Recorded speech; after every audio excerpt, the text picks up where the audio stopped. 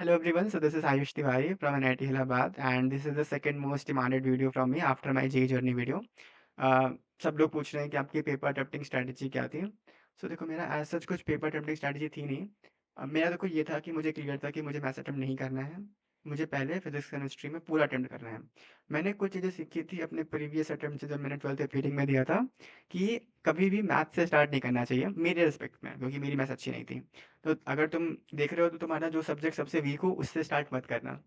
और दूसरी चीज़ है कि जो करो वो 100% एक्यूरेसी के साथ करो, क्योंकि अगर तुमने कुछ टाइम दिया है और वो भी गलत हो गया तो तुम्हारा पूरा टाइम वेस्ट हो गया, प्लस माइनस वन भी हो गया।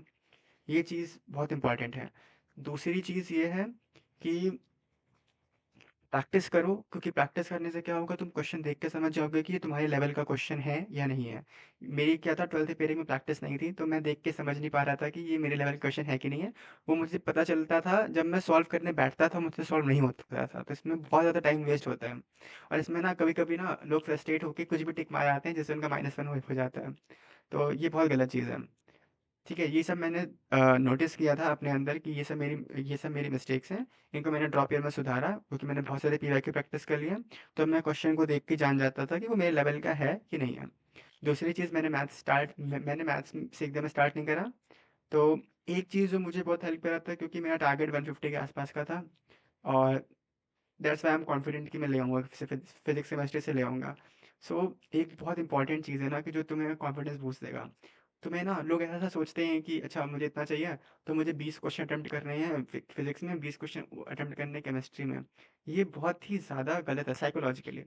हमें ना हमेशा उल्टा सोचना चाहिए कि जैसे कि तुम्हें अगर 140 प्लस स्कोर करना है, मतलब अराउंड 150 स्कोर करना है, तो you can leave 6 questions in physics and 6 questions in chemistry.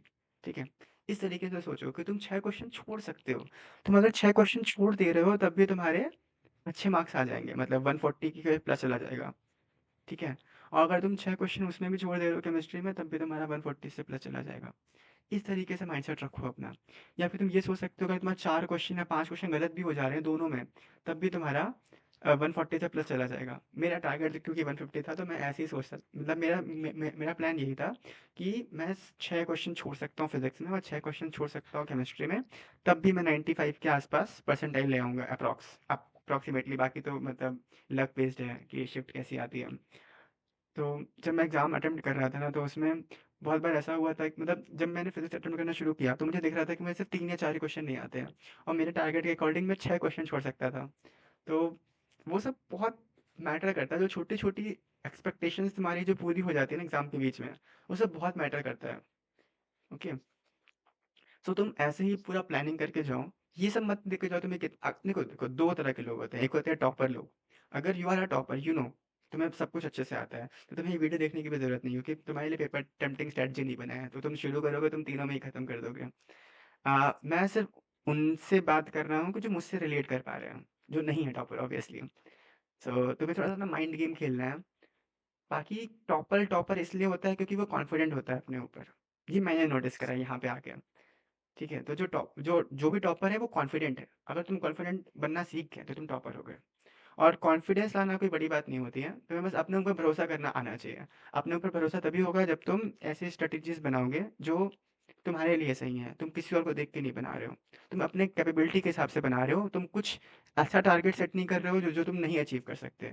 क्योंकि ना इससे मेरे अकॉर्डिंग जो मुझसे रिलेट कर पा रहे हैं, मैं सिर्फ उन्हीं से बात कर रहा हूँ, क्योंकि एवरीवन इज डिफरेंट। तो अगर तुम कुछ रिलेट कर पा रहे हो, तो ये समझ लो कि जैसे कि अगर तुम कोई बहुत बड़ा टारगेट बना रहे हो, मान लो तुमने 200 का टारगेट बनाया और तुम्हें पेपर में दिख रहा है कि तुम 160 अचीव कर ले रहे हो, तब भी तुम निराश रहोगे। और ये मतलब बहुत गलत चीज़ है। और आजकल तो मैं ये देखता हूँ ना कि लोग पता नहीं क्यों एनआईटी आईआईटी के पीछे इतना पड़े हुए हैं। लाइक मैं एक बनाऊंगा वीडियो, इसमें मैं बहुत क्लियरली सब सब कुछ एक्सप्लेन करूंगा। बट अच्छा है, काफ़ी अच्छा है, एनआईटी आईआईटी में ना काफ़ी अच्छा है। बट जो लोग नहीं आते हैं ना, वो भी बहुत अच्छे से, मतलब मेन एनआईटी आईआईटी में लोग इसीलिए आते हैं ना, तो कॉलेज लाइफ हो गया, इसका भी मैं तुम लोग को रियलिटी बताऊंगा। और सेकंड चीज़ आते हैं प्लेसमेंट्स के लिए।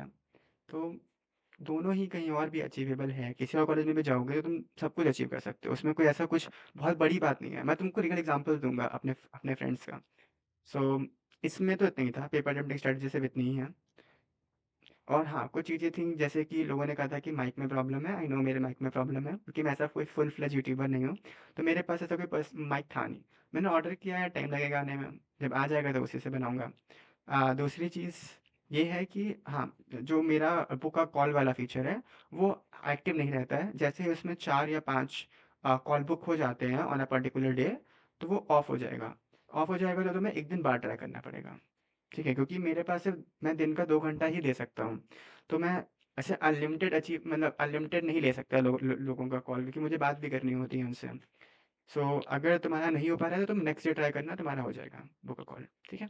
बाय।